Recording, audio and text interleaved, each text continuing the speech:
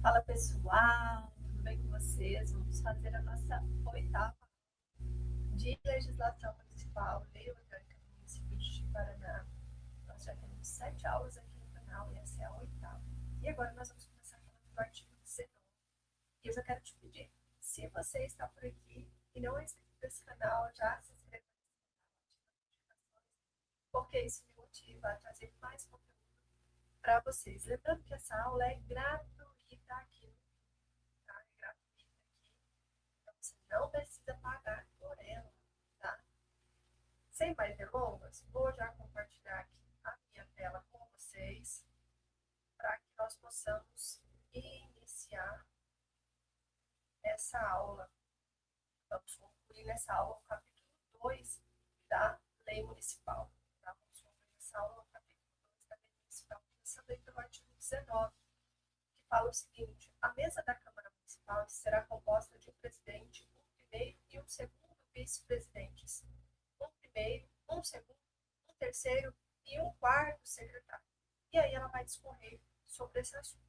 Parece, sim, um assunto complexo, mas eu vou tentar simplificar para vocês. O que o artigo 19 ele define? A composição da mesa da Câmara dos Vereadores. E aí ela fala que é o presidente, o primeiro e o segundo vice-presidente, porque não decide um novo, vai ali compor, e 4 secretários. O parágrafo primeiro, ele remete ao regimento interno da Câmara e remete ao regimento interno à disciplina das competências, das atribuições, das substituições, das eleições e os casos aí de destituição desses cargos de presidência e secretários. Tá? O parágrafo segundo, ele afirma que o presidente ele representa o poder legislativo, ele vai representar esse poder legislativo. Tá? O parágrafo segundo, o parágrafo terceiro, aliás, ele trata da substituição do presidente por vice-presidente em faltas e impedimentos e licença. Então você precisa entender o que aqui? Que a mesa ela é um órgão diretor da Câmara Municipal.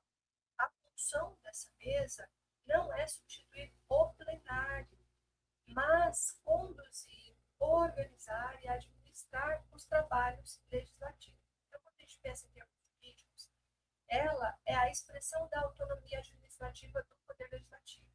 O presidente, em especial, ele cumpre o papel institucional central. E esse papel institucional central, ele acontece porque ele representa a Câmara e ele assegura seu funcionamento regular. Então, esse artigo 19, ele também mostra a importância do regimento interno de detalhamento da estrutura legislativa. O regimento interno não está previsto no seu edital, mas, eventualmente, se surgir um concurso da Câmara Municipal, do município de Paraná, esse regimento interno será provavelmente objeto de cobrança da Câmara. Então, aqui, basicamente, falando disso. No artigo 20, a Câmara Municipal, ele diz, a Câmara Municipal terá comissões permanentes e temporárias constituídas na forma e com atribuições previstas no regimento interno ou no ato de que resultar sua criação. Então, o artigo 20, ele trata aí que as câmaras e as comissões, elas podem ser temporárias ou permanentes e têm atribuições definidas no regimento interno ou no ato de criação. Aqui é muito importante a leitura da letra C da lei, tá? E aí eu não vou fazer uma leitura aqui na aula, vou explicar para vocês e vocês têm que fazer a leitura, tá? Então, aqui nesse artigo 20, o parágrafo 1º, ele enumera competências das comissões: discutir e votar certos projetos, realizar audiências públicas, convocar secretários, receber petições e reclamações, apreciar também os programas de obras e os planos municipais. O parágrafo 2º, ele disciplina as comissões parlamentares de inquérito, que terão aí os poderes de investigação próprios de autoridades judiciais, serão criadas por meio de requerimento de 1/3 dos vereadores para o quê, Liane? Para a apuração de fato determinado e por prazo certo. Isso se dá com o encaminhamento das conclusões ao Ministério Público quando for caso. Esse artigo, ele é um artigo bastante rico em termos jurídicos, né? As comissões, elas existem para o quê? Especializar o trabalho legislativo, para aprofundar aprofundar a análise de matérias e também, pessoal, para reforçar a fiscalização.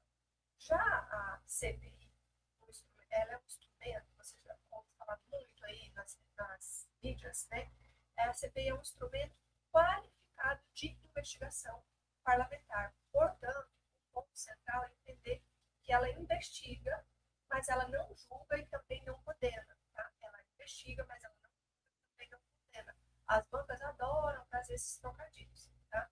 Então, a CPI ela apura fatos e ela vai remeter essas conclusões aos órgãos que são competentes. Então, a exigência de um fato determinado, prazo certo, é uma garantia contra as investigações genéricas, as coisas, alguns atos abusivos. Tá? Basicamente isso. O artigo 21, pessoal, ele é bem pequenininho, ele fala assim, ó, na Constituição da mesa e de cada comissão é assegurado tanto quanto possível a representação proporcional dos partidos ou blocos parlamentares que participam da Câmara. O artigo 21, ele assegura esse tanto quanto possível a representação proporcional dos partidos ou blocos parlamentares na Constituição da mesa de cada comissão. Então, ele concretiza, ele traz uma concretude para o pluralismo político dentro da organização interna do Poder Legislativo Municipal. Então, não basta que os partidos eles sejam representados no plenário. É preciso, na medida do possível, que essa pluralidade também apareça na estrutura diretiva e nas comissões. Tá? E isso traz um reforço do quê? Da ideia de democracia também. Ela reforça a democracia interna da Câmara e evita o que se chama de monopolização do poder por um único grupo.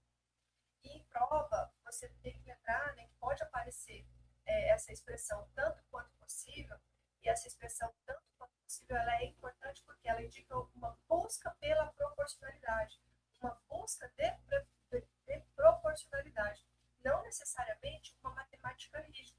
E a banca pode fazer algumas palavras como exclusivamente, né, necessariamente, mas aqui a palavra é tanto quanto possível. O artigo 22 também é pequenininho, fala na última sessão ordinária de cada período legislativo, o presidente da Câmara publicará a escala dos membros da mesa e seus substitutos, que responderão pelo expediente durante o recesso. Então, tá. Então, nessa última sessão, eles vão entrar em recesso e aí vai ter uma escala. Então, esse artigo 22, ele determina que na última sessão ordinária de cada período legislativo, o presidente ele vai publicar essa escala, que eles vão responder por esse expediente durante o recesso. Então, qual que é a garantia desse dispositivo? Ele garante a continuidade administrativa da Câmara mesmo durante o recesso parlamentar. Mesmo sem as sessões ordinárias, a instituição ela não desaparece, ela não morre, não. Então, há uma necessidade de um expediente durante esse período, há necessidade dos atos administrativos, há necessidade de resposta a alguma demanda urgente que surja. Então, esse artigo ele traz a ideia de que o recesso suspende as atividades plenárias regularmente, né? Mas ele não elimina a existência do funcionamento mínimo do Poder Legislativo. Agora a gente entra para falar sobre o processo legislativo. E aqui seria uma parte muito complexa, mas para você que vai fazer a Prefeitura de Paraná, desse edital, está aberto, ela é bem acessível. Geralmente, essa cobrança de processo legislativo ela vai ser mais aprofundada em um concurso específico para o Poder Legislativo. Tá? Então, aqui, o artigo 23, ele fala que o processo legislativo compreende a elaboração dele. Então, ele vai trazer o que esse processo legislativo compreende. E ele afirma que o processo legislativo ele compreende a elaboração de emendas à lei orgânica. A lei orgânica funciona como se fosse a Constituição Federal, a Constituição Estadual, e a lei orgânica ela vai funcionar como se fosse uma Constituição. Então, para que ela seja alterada, ela precisa que seja feito todo o processo. Então, o processo legislativo ele compreende também a elaboração das emendas à lei orgânica. Também prevê a elaboração de leis complementares, leis ordinárias, leis delegadas, decretos legislativos e resoluções. Eliane, eu preciso saber o que é cada uma. Eu entendo que para esse concurso não. Você precisa entender o que está previsto na lei orgânica. Não precisa entrar nos pormenores do que é uma lei orgânica, uma lei complementar. Você precisa saber o que é uma lei complementar, o que é uma lei ordinária, o que é uma lei delegada, o que é que seria o aprofundamento do processo legislativo e especialmente seria para concursos do Poder Legislativo. elaboração, ele remete à elaboração, à redação e à alteração, e além da consolidação, é claro, das leis que estejam em conformidade com a lei complementar federal, com a lei orgânica e com o regimento interno. Então, precisa estar aí tudo alinhado. O parágrafo 2º dispõe que, salvo disposição constitucional em contrário, as deliberações da Câmara e suas comissões serão tomadas por maioria absoluta de seus membros. Tá? Isso aqui, só lê e grava que é isso, que é por maioria absoluta dos seus membros, salvo, lembra sempre, salvo aí alguma disposição constitucional em contrário. O parágrafo 3º diz que estabelece, né, que as leis complementares serão aprovadas por maioria absoluta. E o parágrafo 4º, ele elimina a rediscussão. Rediscussão na mesma sessão legislativa de uma matéria constante de projeto que já foi rejeitado. Então, salvo, tem sempre o salvo, tá, gente? Salvo proposta da maioria absoluta dos membros da Câmara. Pensa, faz a leitura, lê algumas vezes, leva a letra seca da lei, porque aqui a banca não vai entrar, tá? Não vai entrar, essa é uma parte que não é tão importantíssima, não é das mais importantes, ler e leva a letra seca. Tá? Então, esse artigo, você vai lembrar que aqui, o artigo 23, ele é como se fosse uma porta de entrada para o processo legislativo do sentido estrito. Ele define para vocês as espécies normativas municipais. Ele também faz a fixação de regras estruturais sobre o quórum, sobre a representação da matéria rejeitada.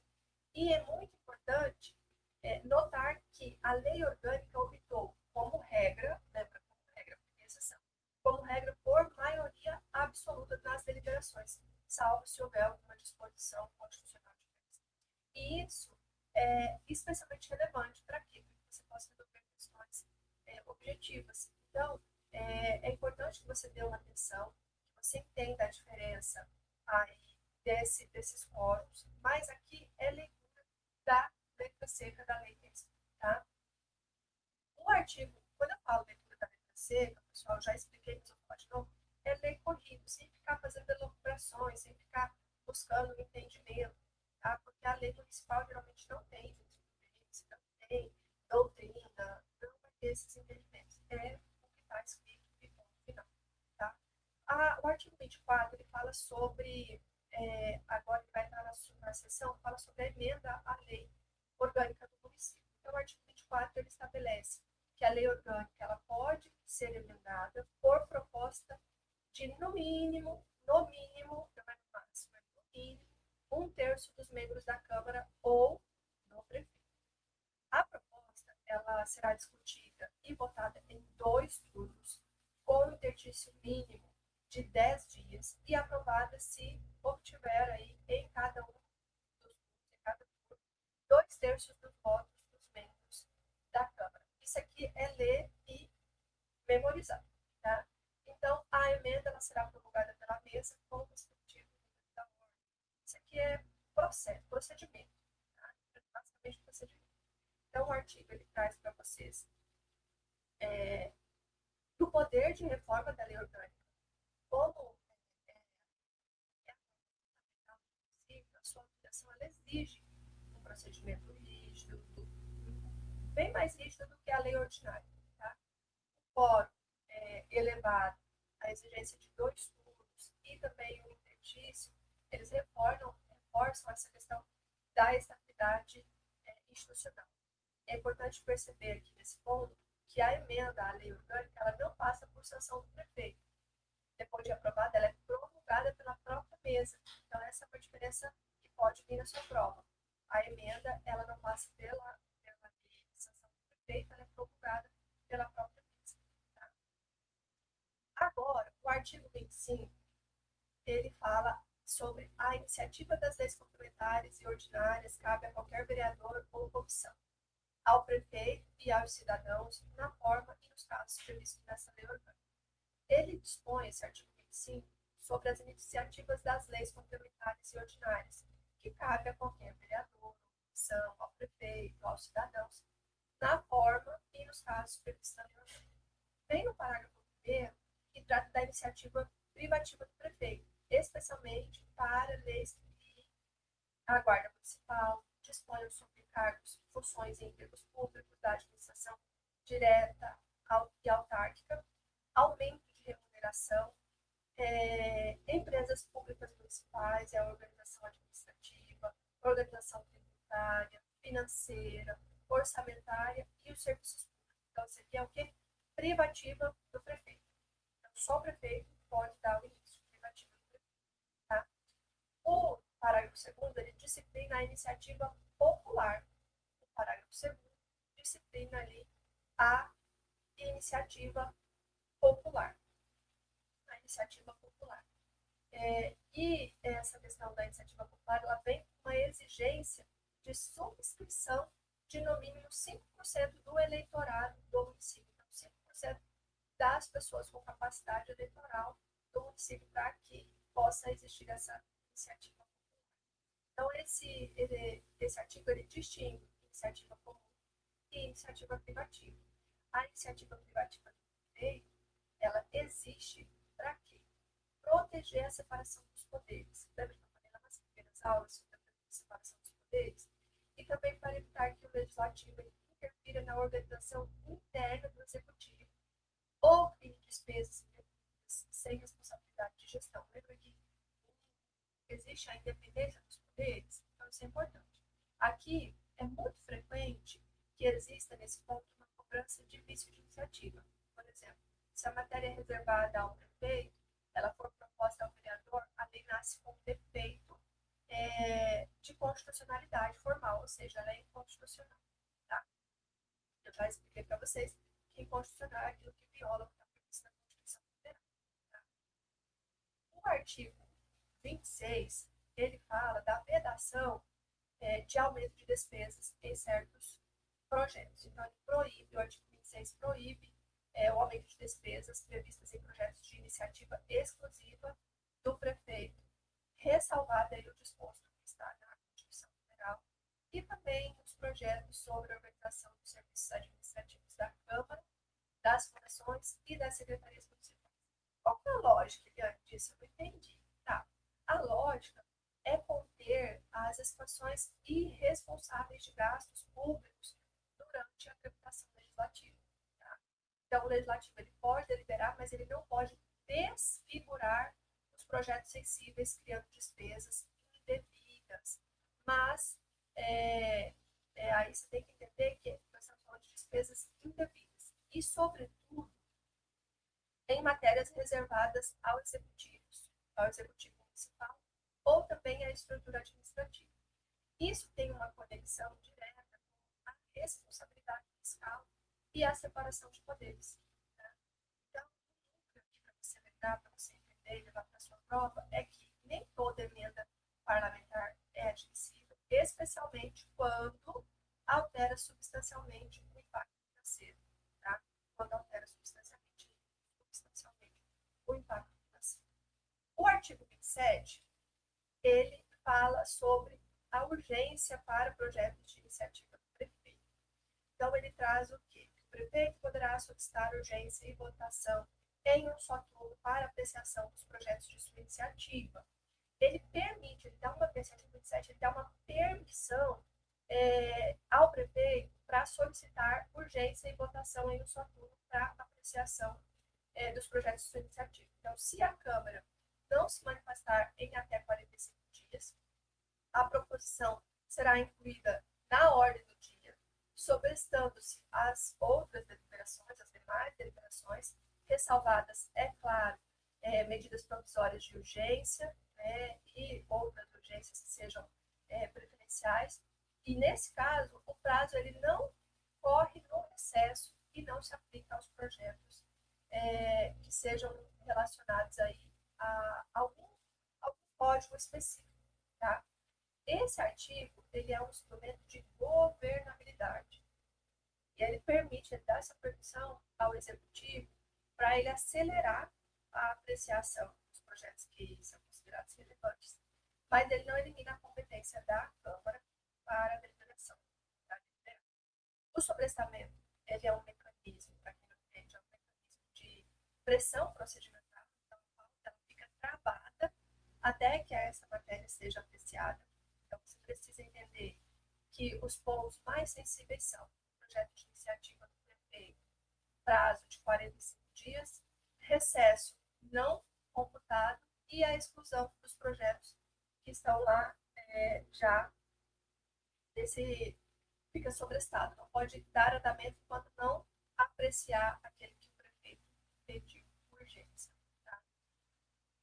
Em relação à sanção e veto, sanção, veto e promulgação, nós estamos aqui no artigo 21. O artigo 28, ele caminha para uma fase final do processo legislativo. Então, o projeto aprovado, ele é enviado ao prefeito, que vai sancionar se ele concordar. Se considerar o projeto total ou parcialmente inconstitucional ou contrário ao interesse público, ele poderá vetar em 15 dias úteis e comunicar os motivos em 48 horas. O veto parcial, ele só pode abranger o texto integral do artigo, parágrafo, inciso ou a linha, não pode ser, tipo, tem lá o artigo, não pode vetar só parte do artigo, tem que ser vetado o artigo inteiro. Tá? Então, o veto, ele será apreciado pela Câmara, tá, em 30 dias e poderá ser rejeitado por maioria absoluta. Fala-se em escrutínio aberto. O que é escrutínio aberto? É em votação aberta. Ou seja, vai ser todo mundo saber sobre essa votação. Se a lei não for promulgada pelo prefeito, nos casos previstos, aí caberá ao presidente da Câmara e, subsidiariamente, ao vice-presidente promulgar essa lei. Aqui é um artigo bastante cobrado e ele materializa a ideia que eu falei lá na primeira aula sobre o sistema de freios e contrapesos, o check and balances, tá? O executivo ele participa do processo legislativo, mas ele não tem decisão final absoluta. Por quê, Eliane? Porque a Câmara pode derrubar o veto. Tá? É uma distinção aqui entre a sanção, veto, promulgação e publicação. É importante que você tenha em mente. Tá? Também bastante importante é essa questão do veto parcial, que ele não pode acontecer sobre palavras isoladas, mas sobre a unidade completa, unidade normativa completa. Artigo completo, inciso completo, artigo completo, tá? Então não pode ser ali palavras isoladas. O artigo 29, pessoal, o artigo 29, ele é um artigo pequeno também, ele fala sobre as leis delegadas.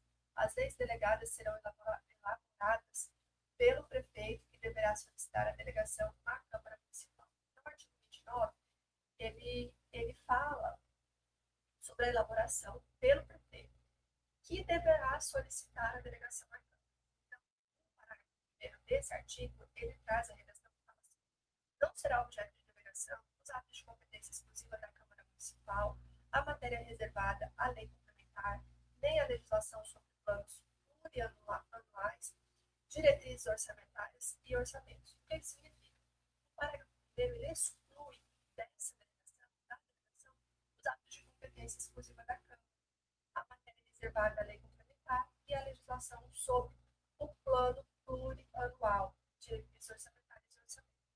Já o parágrafo 2º, ele dispõe que a delegação terá forma de decreto legislativo da Câmara, em votação única, vedada qualquer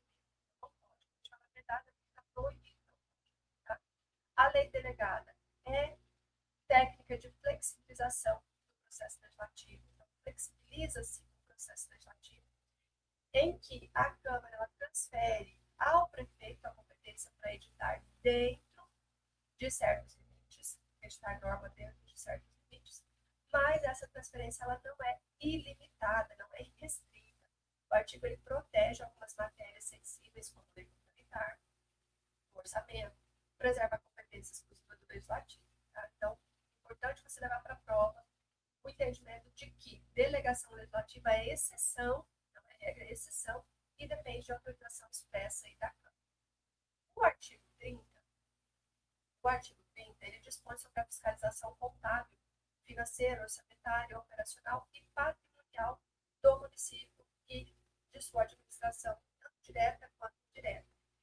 será exercida pela Câmara Municipal, quanto à legalidade, legitimidade e economicidade, aplicação de subvenções e renúncia de receita, mediante o que? Controle interno de cada contribuinte. Então, aqui nesse artigo 30, o parágrafo único fala assim: prestará contas qualquer pessoa física ou entidade pública que utilize, arrecade, guarde, gerencie ou administre dinheiro, bens e valores públicos ou pelos quais o município responda ou que em nome deste assuma obrigações de natureza pecuniária. Então, o parágrafo único ele afirma que prestará contas qualquer pessoa mais para o município ou que tenha ali assuma alguma obrigação pecuniária em nome do município. Esse artigo ele está dentro de uma seção que fala sobre o controle financeiro. Então, ele mostra para nós que a fiscalização ela não se limita à contabilidade formal. Ela alcança legitimidade, legalidade, economicidade. Isso significa que não basta que o gasto seja formalmente correto, ele também precisa ser legítimo e eficiente. Outro ponto importante aqui dessa abordagem é a amplitude subjetiva do dever de prestar contas. Então, qualquer pessoa ou entidade que maneje recursos públicos se submete a esse controle. Tá? O artigo 31, ainda nesse contexto, ele estabelece que o controle externo da Câmara será exercido com o auxílio do Tribunal de Contas do Estado de Rondônia por meio de parecer prévio entre as contas anuais do prefeito e da mesa da Câmara. E o artigo ele traz uma fixação de prazo para a apresentação das contas e prevê também a atuação subsidiária da Comissão Permanente de Finanças se elas não forem entregues. E isso garante prazo de 60 dias, anotei, prazo de 60 dias para o exame por qualquer munícipe e determina que apenas por decisão de 2/3 da Câmara deixará de prevalecer o parecer prévio do Tribunal de Contas. Então, é essa fiscalização, essa análise das contas para ver se está tudo certinho. E esse artigo, ele fala de controle externo, controle das contas. E o Tribunal de Contas, você vai lembrar que o Tribunal de Contas, ele auxilia, ele não substitui a Câmara. O parecer prévio é técnico, enquanto o julgamento político das contas é da Câmara. Tá? Aqui é importante lembrar que a lei orgânica ela confere enorme força de parecer técnico quando ela exige o quê? Quórum qualificado de 2/3 para afastar ali a legitimidade do parecer. O controle popular também aparece de forma expressa quando permite o exame das contas pela população, pelos cidadãos aí do município. Tá? O artigo 32, pessoal, e aí a leitura da, novamente, eu estou explicando, você vai lá, vai pegar a lei e vai fazer a leitura ponto a ponto, a leitura da lei orgânica. Você precisa fazer isso, tá? Você precisa fazer isso. O artigo 32, ele fala da atuação da Comissão de Finanças diante de indícios de irregularidade. Permite que a Comissão Permanente de Finanças, diante de indícios de despesas não programadas, de subsídios não aprovados, solicite esclarecimento à autoridade responsável no prazo de 5 dias. Se não houver o esclarecimento suficiente, a comissão ela pedirá pronunciamento conclusivo ao Tribunal de Contas em caráter de urgência. E aí, se o Tribunal de Contas entender a despesa irregular e houver risco de dano irreparável ou também de grave lesão à economia pública, a comissão ela vai propor à Câmara a sustação dessas contas. Tá? Então, esse artigo ele mostra controle preventivo, controle corretivo, e a Comissão Permanente de Finanças atua como um filtro de irregularidades, acionando o Tribunal de Contas quando necessário. O artigo 33, fechando aqui o capítulo 2 da Lei Orgânica Municipal, o artigo 33,